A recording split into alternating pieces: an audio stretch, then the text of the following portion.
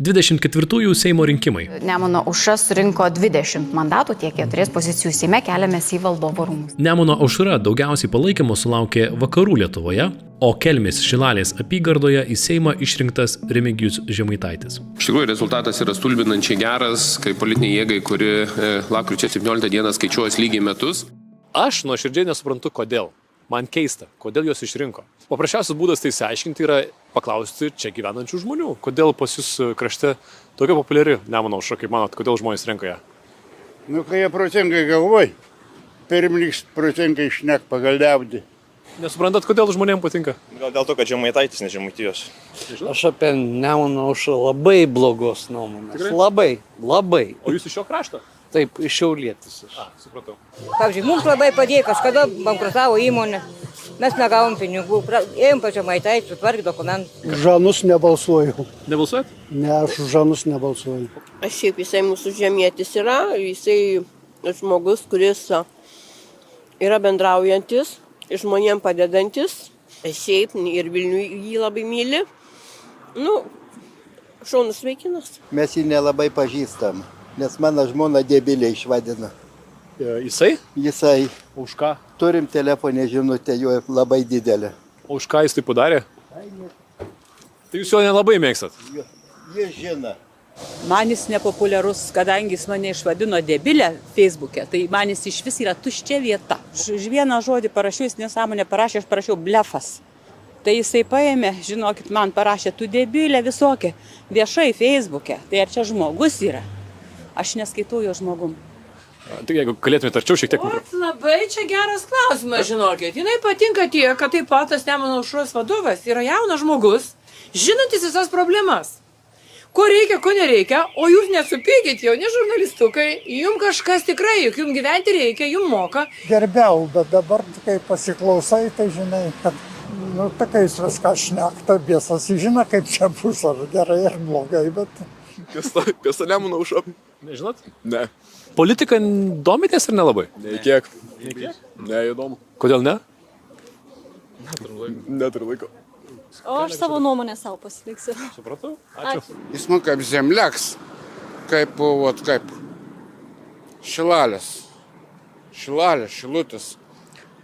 Ir sveikinamės mūsų čia viską. Jis man yra... Jis man artimas, paprasčiausiai. Tai... Žmonėms čia visai balsuoja už juos. Kaip manot, kodėl? Daug pažadėjai.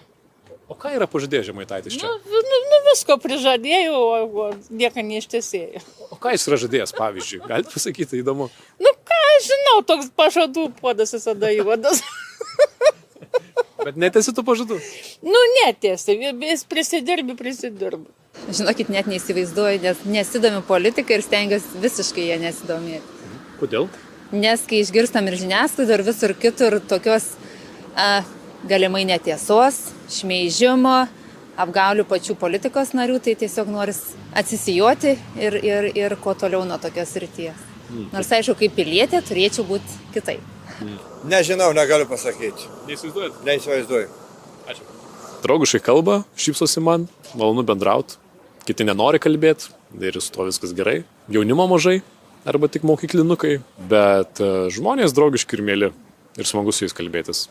Aš kaip Kelmės gyventoja galiu labai trumpai atsakyti, kad pagrindinė dalis gyventojų yra senjorai tiesiog. Ir labai lengva yra papirkti seną žmogų.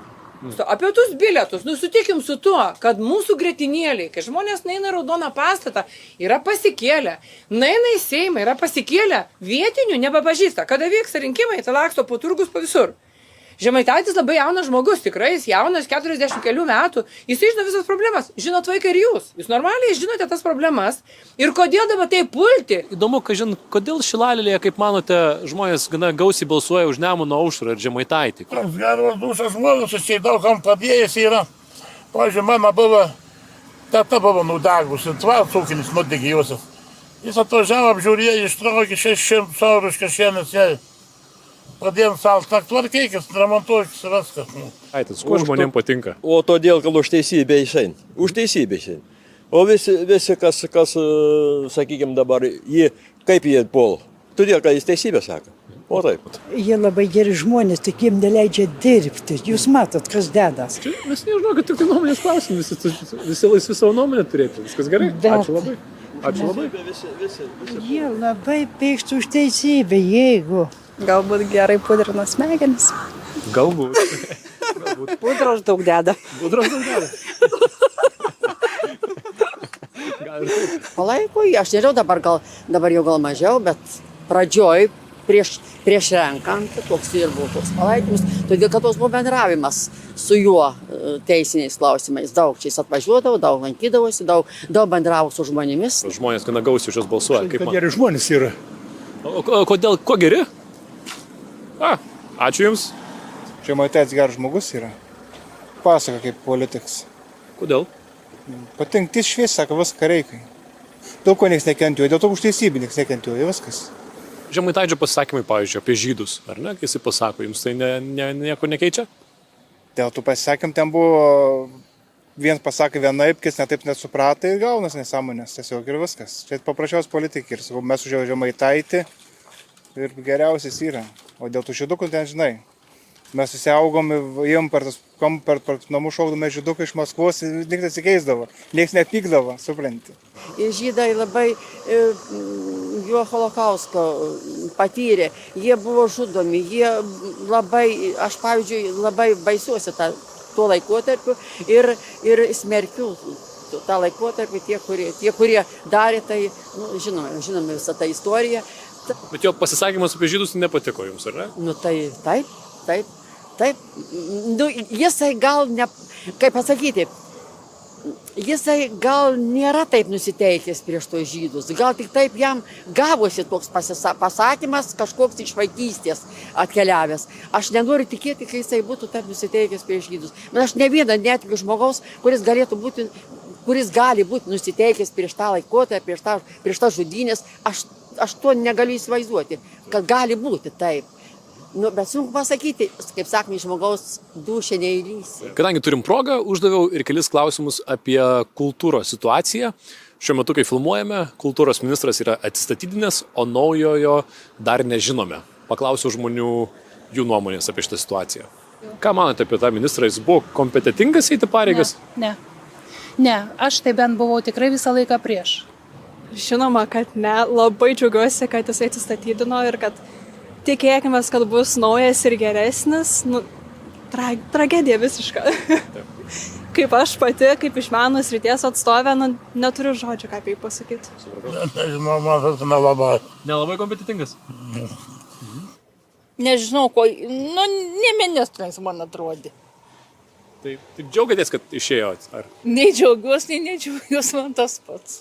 Nu vėl jūs mane provokuojate tokiu klausimu. Taip, jis buvo pagal mane kompetentingas jaunas žmogus. Visiems yra pradžia ir visiems pabaiga. Palauk, gražuoli, gražus berniukai, jūs dabaigit, pradėkit tą temą daryti. Jums irgi taip pat labai daug trūks tų dalykų. Labai trūks kažkokių įgūdžių, ne? Manot, kokios jo kompetencijos buvo teigiamos tam?